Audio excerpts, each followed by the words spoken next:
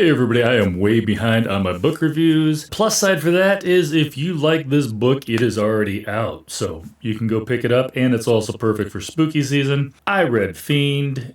Anybody who watches the channel knows that because I had Alma Katsu on to talk about it. But here is my book review in a nutshell. And in case you don't have like 40 minutes to sit around listening to the entire interview. But you should. But I also understand if you don't. Anyhow. This is a book about the Berisha family. They are an Armenian family. They've got ties to the old country. They definitely have some questionable business practices. And they also have the strange ability for everything to kind of fall their way.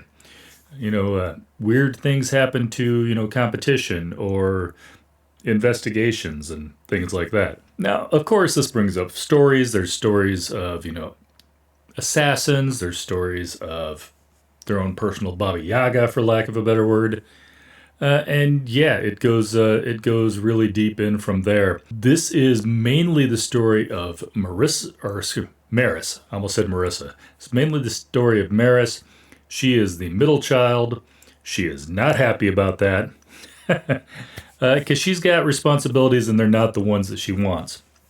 Her brother Darden, he's the eldest male. He's the one that expects to, they're going to take over the company because that's just how this place works. And yeah, that's not the way she wants to go. She wants to be in charge, and she doesn't think Darden has the guts for it. Doesn't have the ability to make those tough decisions. She's got a younger sister, Nora, who is basically, she's got no responsibilities. No, she's basically left alone. Don't embarrass the family too much and just stay out of her hair. Not that Maris would want that either. But the downside is that leaves Maris with the responsibility as the eldest female in the family, eldest daughter. She is expected to, of course, get married to the right person, carry on the lineage, have a backup in case, Darden doesn't have any kids of his own. Again, no, old school that it's got to be passed on to the male. Now, Maris is just as smart as her dad. He's got much of his same temperament. Doesn't have any of his self-control, though, and definitely doesn't know as much as she thinks she does. And she ends up being it's not all from her point of view, but the parts that are, she's a very unreliable narrator. Because she always thinks she knows more than she does. On the funny thing is, on the flip side, she also feels like they're keeping secrets from her. So on one hand, she thinks she doesn't know everything, and on the other hand, she thinks she knows everything. You'd think she was a teenager, but she's not. And like I said, everything goes from there. We delve a little bit into some backstory about where things came from, what things have happened. We spend a lot of time in the present, mainly learning about what's going on, the investigations that are happening, the plans that are happening, and you never see a lot of what happens to these people, but you just know that people die or disappear, investigations go away, competition goes away.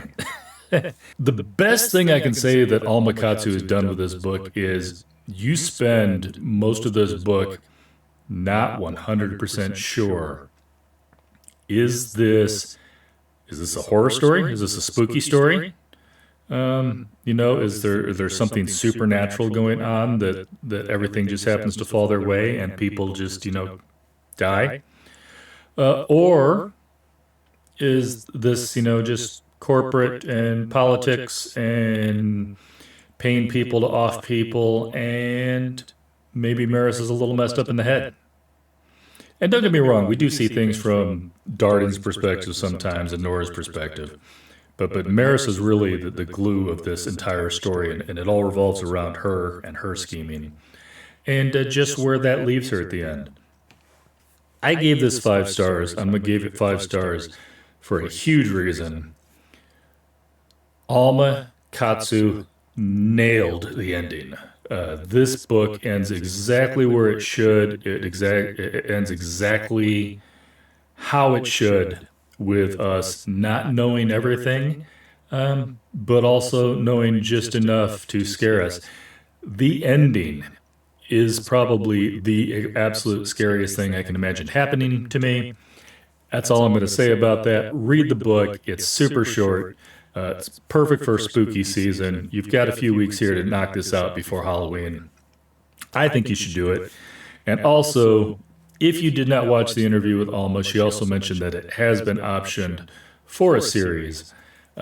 So it's, yeah. Read the book before the show comes out. That's all I'm saying. All right. Hope you guys have some 5-star reads. Hope you guys are enjoying spooky season. Hope you go back and watch the Alma Katsu interview. And I will catch you later.